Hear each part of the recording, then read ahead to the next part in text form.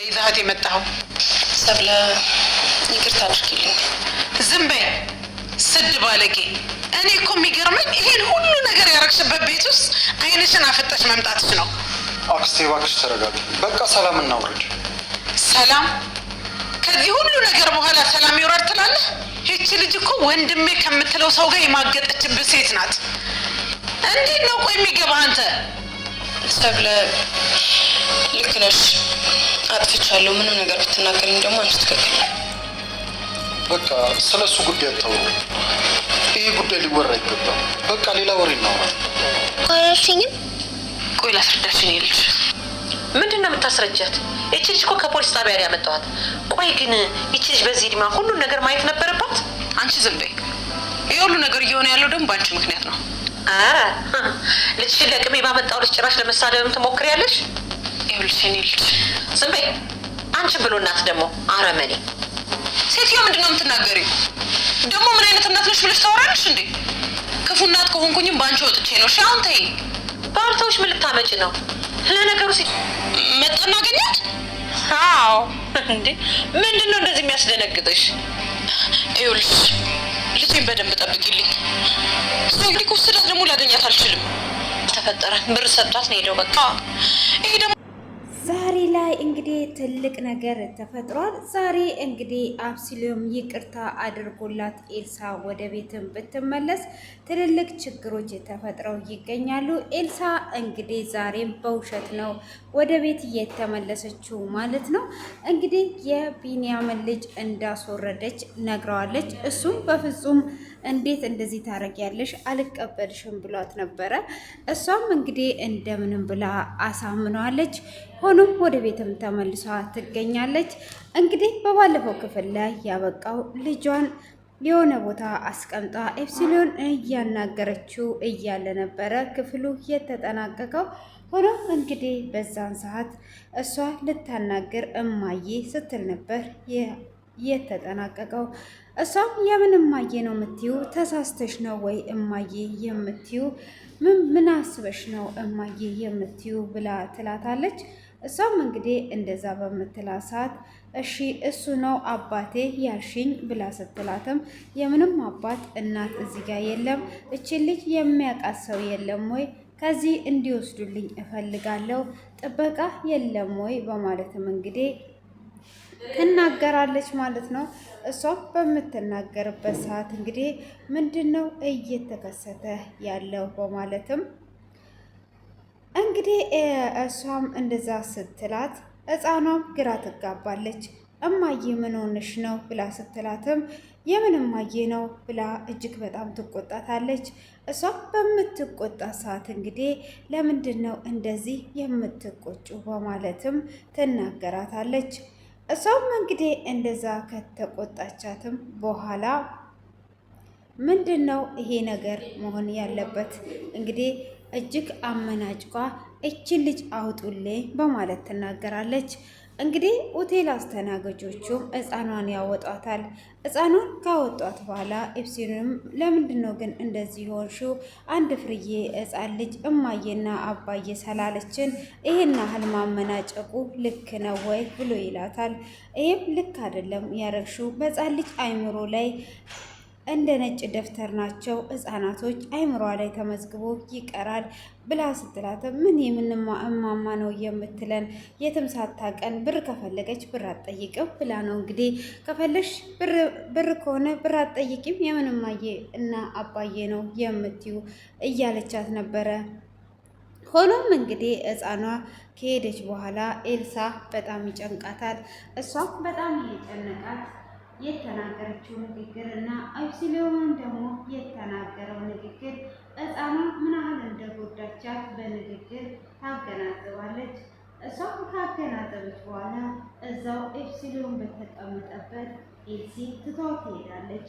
ኤልሲ ትታው ስትሄድ እንዴት ምን ሆና ነው ግን ጤነኛ ናት ወይ በማለትም ይከተላታል። እሱም እንግዲህ ከተከተላትም በኋላ ምንድን ነው እየተፈጠረ ያለው ብሎ እንግዲህ ይጠይቃታል ማለት ነው። ምንድን ነው እሱ በማለትም ሲጠይቃት እሷ ምንም ነገር ማድረግ ስለማትችል ምን ሆንኩኝ እያለች እየተርገበገበች ትለዋለች። እንዴ ምን ነው ኤልሲ አንቺ እኮ እንደዚህ አይነት ሴት አይደለሽም፣ አሁን እኮ በአደባባይ እያለቀሽ ነው ብሎ ይላታል። እሷ እንደዛ በሚላት ሰዓት አይ እያለቀስኩኝ ነው እንዴ? ስልኬን እኮ ሰርቀውኝ ነው። ሌላ ገንዘብ ደግሞ የለኝም። ከየትስ አምጥቼ ስልኬን እገዛለሁ? በአደባባይ በቀን ምድር ስልኬን ሰረቁኝ በማለት ትናገረዋለች። እንዴ ስልክሽን ሰርቆሽ እኮ አይደለም፣ እዛ ሆቴል እኮ ነው ትተሽ የመጣሽው። ኤልሲ ምን ሆነሻል ብሎ ይላታል። እንዴ አንተ ጋር ነው እንዲህ ያለው? ለካ እኔ እኮ ሰርቀውኝ ነው ብዬ ነው በማለት እንግዲህ ትናገራለች። ሆኖም አይ እንደዛ ከሆነ በቃ በማለትም እንግዲህ ስልኩን ትቀበለዋለች። ስልኩንም እንደተቀበለችው እሷም እሺ እንደዛ ከሆነ አሁን ነይ በቃ ወደ ቤት እንሄዳለን በማለት ይላታል። እሷም ያ ሁሉ በደል በድዬ ያ ሁሉ ነገር አድርጌ አሁን እንዴት ብዬ ነው ወደ ቤትስ የሚሄደው? አክስትስ ትቀበለኛለች ወይ? በፍጹም አትቀበለኝም በማለትም ስትነግረው አይ አሁን በቃ ትሄጂና እሷም ብዙ ነገር ልትናገርሽ ትችላለች፣ ይቅርታ ጠይቀሻት አብረሽ ትኖሪያለሽ ብሎ ይላታል። እሷም አንተ ካልከኝ ምን አደርጋለሁ? አንቺ ግን ጤነኛ አትመስይኝም፣ በጣም ተደናምረሻል ብሎ ይላታል። እሷም እንግዲህ ከሱ ጋር ለመታረቅ ብላ ነው የገዛ ልጇን ልጅ አይደለችም አስወጡልኝ በማለት ያስወጣቻት ሕፃኗን ማለት ነው። ሆኖም እንግዲህ እሺ በቃ ነይ እንሂድ በማለት ይዟት ወደ ቤት በመሄድ መኪና ውስጥ ከገቡ በኋላ እሷም እሺ በቃ እንሂድ ትለዋለች። የሆነ ቦታ ከደረሱ በኋላ መኪናውን ቆመና እንዴ ኤልሲ አንቺ ጤነኛ ነሽ ወይ? ዛሬ መኪና ውስጥም እንደዚሁ ስትይ ወደና ወደዛ እያየሽ ነበረ። ሆኖም እንግዲህ እንደዚሁ ከወዲና ከወዲህ እያየሽ በሰላም ነው ብሎ ይላታል። እሱም እንደዛ በሚላት ሰዓት አዎ ሰላም ነው ብላ ትላለች። እሷም እንግዲህ ሰላም ነው ብላ ካለችው በኋላ እሺ ታዲያ ምን ሆነሻል? ምንም ከኔ ጋር እኮ አይደለሽም እንዴ? ካንተ ጋር እኮ ነኝ። እሺ በቃ እንሂድ በማለት አይ በዚህ ጋር እንሂድ ብላ ትላለች። አንድ ጊዜ እንኳን ወደ ውስጥ እያየሽ አይደለም የመጣሽው፣ የሆነ ነገር እንደጠፋብሽ አንገትሽን እያሾለሽ ወዲና ወዲ እያየሽ እየተዋተትሽ ነበረ ብሎ ይላታል። አረ ምንም የጠፋብኝ ምንም የምፈልገው ነገር የለም ብላ እንግዲህ እየተርገበገበች ትናገረዋለች። እሱም እንደዛ በምትናገረው ሰዓት አይ ዛሬማ ኤልሲ ትክክል አትመስይኝም ብሎ ይላታል። እሷም ኧረ እኔ ትክክል ነኝ፣ ምንም የሆንኩት ነገር የለም በማለት እንግዲህ ትናገረዋለች። ኤልሲም በዚህ አይነት መልሱ መልሳለት ወደ ቤት ሊጓዙ ይላሉ። እንግዲህ ሕፃኗም ከወጣች በኋላ ወዴትም መሄጃ ስላልነበራት ጎዳና ላይ ነበር የወጣችው። እሷም ጎዳና ላይ ከወጣች በኋላ እያለቀሰች ቁጭ ባለችበት ወይንሽት ድንገት ታያታለች። እሷም ስታያት ምን ሆነሽ ነው ሚጣ በማለትም ትጠይቃታለች። እሷም በምትጠይቃት ሰዓት እናትም አባትም እንደሌላት ትነግራታለች። አያት ነበረኝ፣ አያቴ ትሻለኝ ነበር፣ እናቴ ጥላኝ ነው፣ ስለዚህ እናት የለኝም በማለት ስትናገራት እሷም እንደዛ ከሆነ እሺ በቃ ነይ አሁን አብረን እንሂድ ብላ ትላታለች። እሷም እንደዛ በምትላቸው ሰዓት እሺ አሁን አንድ ላይ መሄድ እንችላለን፣ ፖሊስ ጠባ ወስድሽና ፖሊስ ጠባ ሁሉንም ነገር ያስተካክልልሻል ብላ ስትላታለች። እንዴ ፖሊስ ጣቢያ ወስደሽ ልታሳስርኝ ነው ብላ ትላታለች። አረ አላሳስርሽም፣ አያትሽ ወይም ደግሞ ቤተሰቦችሽ መጥተው ይወስዱሻል፣ ፖሊስ ጣቢያ ብዙ ሰዎች ያውቃሉ ብላ ትላታለች። እሷም እሺ በቃ እንደዛ ከሆነ በማለት እንግዲህ ወደ ፖሊስ ጣቢያ ትወስዳታለች። ሕፃኗ እጅግ በጣም ነበር የምታሳዝነው። እናትም አባትም የለኝም እያለች እየተሰቃየች የምትገኘዋ። ሆኖም እንግዲህ ፖሊስ ጣቢያ ትወስዳትና ወደ ፖሊስ ጣቢያ እንድትሄድ ታደርጋታለች። እሷም ወደ ፖሊስ ጣቢያ ካደረሰቻትም በኋላ እንግዲህ ወደ ቤት ትመለሳለች። ኤልሳም ግራ ቀኙን እያየችን ብትሄድ ልጇን ልታገኛት አልቻለችም። የተናገረቻት ንግግር አይምሮ ውስጥ እየተመላለሰ ምንም አይነት ለውጥንም ባታገኝ እንግዲህ ምንም አይነት አማራጭ ስለሌላት ወደ ቤት ትመጣለች። እቤትም እንደመጣች እንዴ ጭራሽ እችን ካጂ ይዘህብኝ መጣህ እንዴ? ያ ሁሉ ነገር አድርጓ እንዴት ይቅርታ ታደርግላታለህ? እንዴትስ ነው ይቅርታ ያደረክላት? በማለትም እንግዲህ ትናገረዋለች። እሱም አሁን በቃ ሰላም መፍጠር አለብን በማለትም ሲናገር የምን ሰላም ነው የምንፈጥረው? አሁን ምንም የምንፈጥር ሰላም የለም። አንተ እንዴት ወንድሜ ከምትለው ሰው ጋር በአንተ ላይ ማቅጣብቅ ይዘህ ወደ ቤት ትመጣለህ ብላ ትለዋለች። እሷም እንደዛ በምትለው ሰዓት አክስቴ አሁን ላይ ሁሉንም ነገር ሰላም አድርገን ሰላም እንፍጠር ብሎ ይላታል። እቺ ምን ሰላም አላትና ነው ሰላም የምንፈጥረው? በፍጹም ሰላም አንፈጥርም ብላ ትላለች። ሆኖም እንግዲህ አክስቴ እባክሽን ብሎ ሲላትም እሺ ቁጭ በይ እንደዚህ ከሆነ በማለት እንግዲህ ቁጭ እንድትል ያደርጋታል። እሱም እንደዛው ትቀመጥና ምንም አይነት አማራጭ ስለሌላት አንገቷን አቀርቅራ ከተቀመጠች በኋላ ወደ ውስጥ መግባት እችላለሁ ብላ ስትጠይቀውም እንዴ ምን ነካሽ ኤልሲ? ከዚህም በኋላ እኮ እንደ መጀመሪያ ሆኗል። አሁን የራስሽ ቤት ነው ብሎ ይላታል። እሷ ወይንሽ የተነስቲ ሰላም ብያለንጣ እንደዛ ከሆነ ወይኔ ናፍቃኛለች በማለት ወደ ውስጥ ትገባለች። ወይኔም ኤልሲን ስታያት እጅግ በጣም ደስ ይላታል። እሷም ደስ ብላት ሰላም ወደ ቤቴ እንድመለስ ስለረዳሽኝ በአንቺ የተነሳ ሰላምን አገኘሁ የኔ ውድ በማለትም እንግዲህ ሰላም ትላታለች። ሆኖም እንደዛ ካለቻት በኋላ እሷም አይ ይሄ ነገር እንግዲህ ሰላም ስለተፈጠረ ደስ ብሎኛል፣ ግን በጣም ትልቅ ችግር ውስጥ ነው ያለሁት ብላ ትላታለች። እሷም ምን አይነት ችግር ውስጥ ነው ያለሽው በማለት ስትጠይቃትም እሷም ትልቅ አይነት ችግር ነው፣ ምን እንደማደርግ ግራ ገብቶኛል፣ ማንስ ይረዳኛል ብላ ትላለች።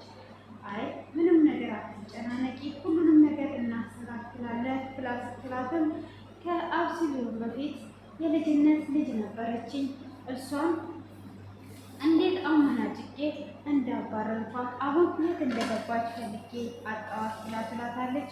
ወይንሸት እስቲ ፎቶዋን ካለሽ አሳይኝ ብላ ትላታለች።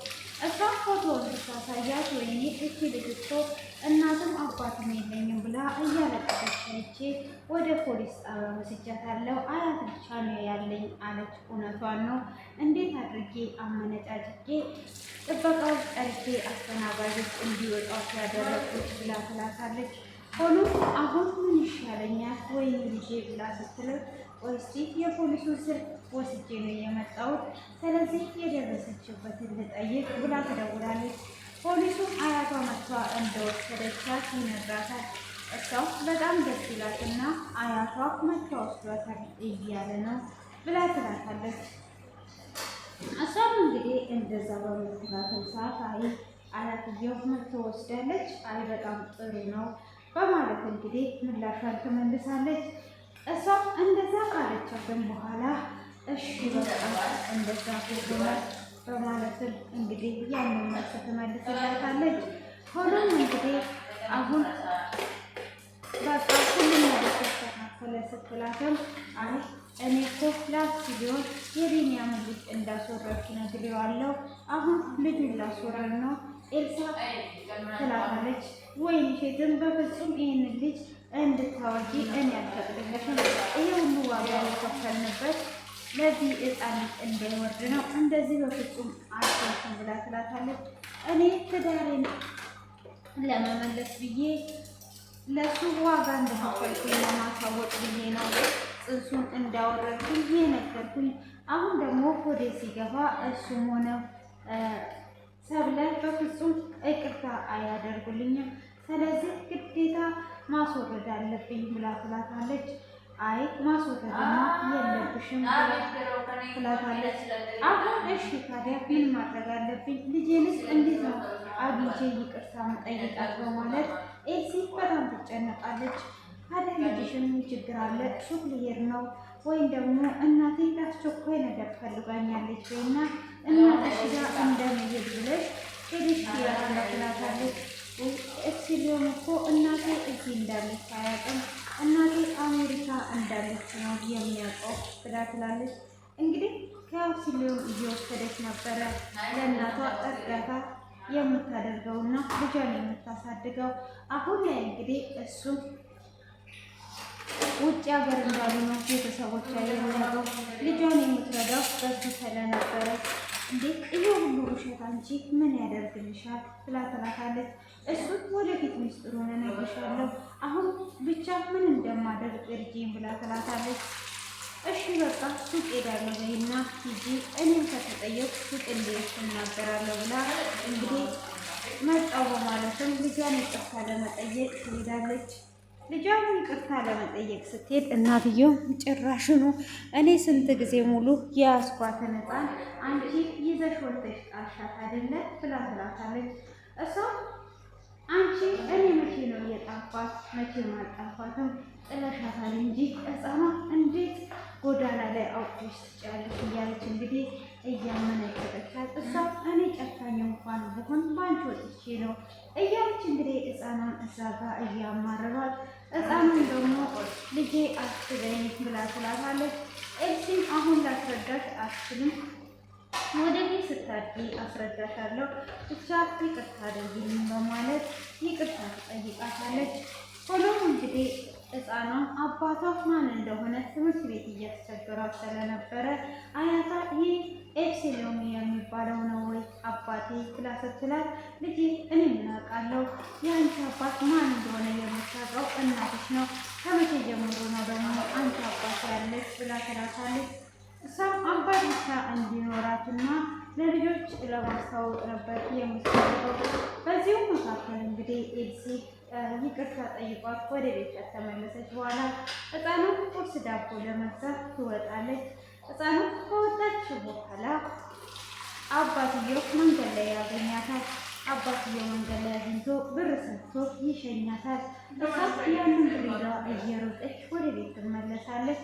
ዳቦንም ገዝታው ምንድነው አንቺ ደግሞ የሚያንቀለቅለሽ ብላ ስትላትም አያትየው አይ ብር ሰጠኝ የሆነ ሰው አባቴ ነው እንዴ ብላ ትላለች። አሁን የአንቺ አባት እኮ ብዙ ናቸው፣ ማን እንደሆነ እንግዲህ የምታውቀው እናትሽ ናት፣ እኔ ምን አውቃለሁ ብለሽ ነው ይኸው ብር ሰጠኝ ብላ ስትላት፣ ብሩን ስትቀበላትና አያቴ እባክሽን ደውዪልኝ እናቴ ጋር ደውዬ ልወቅ ብላ ትላታለች።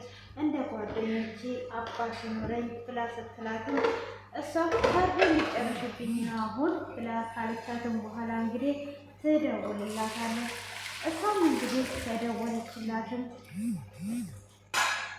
ከደወለችላትም በኋላ ምንድን ነው እሱ የተከሰተው በማለት እሷም እንግዲህ ትደውላለች።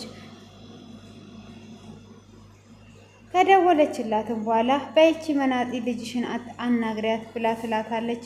እሷ ሕፃኗን ታናግራታለች። ሕፃኗንም ምንድን ነው እሱ በማለትም ስታወራት እሷም እንግዲህ አይ ምን ሆነሻል ብላ ትላለች። እሷ ምንም እንዳልሆነች ትናገራለች። ሆኖም እንግዲህ ምንም ነገር አልሆንሽም ብላ ስትልም አዎ እማዬ ብላ ስትላትም እንግዲህ ይሄው አንድ ሰውዬ ለሕፃኗ ብር ሰጥቷታል፣ አባቷ ነው ወይ ብላ ስትላትም እንዴት አባቷ አገኛት ብላ ስትልም አዎ ማቴዎስ የሚባል ሰውዬ ብር ሰጥቷታል፣ በፍጹም ሊያገኛት አይገባው፣ እኔ ዋጋ የከፈልኩላት ልጄ በማለት እጅግ በጣም ትናደዳለች። እንዴ አባቷ ከሆነ እኮ ምንም አያደርጋትም ብላ ስትልም እያስፈራራኝ የነበረው እኮ እሱ ነው። አሁን ወደ ወሰዳት ልጄን ዳግም አላያትም። ስለዚህ ልጄን እንዳታይ እናቴ እባክሽን አደራሽን ለብቻዋ እንዳትወጣ ብላ ትላታለች።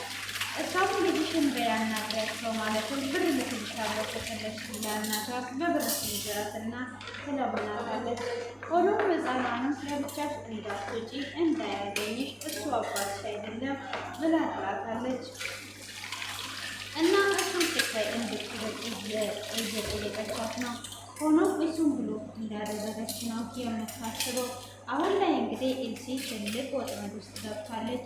ሆኖም ሰብለም ደግሞ እሷን መፈተን አለብን።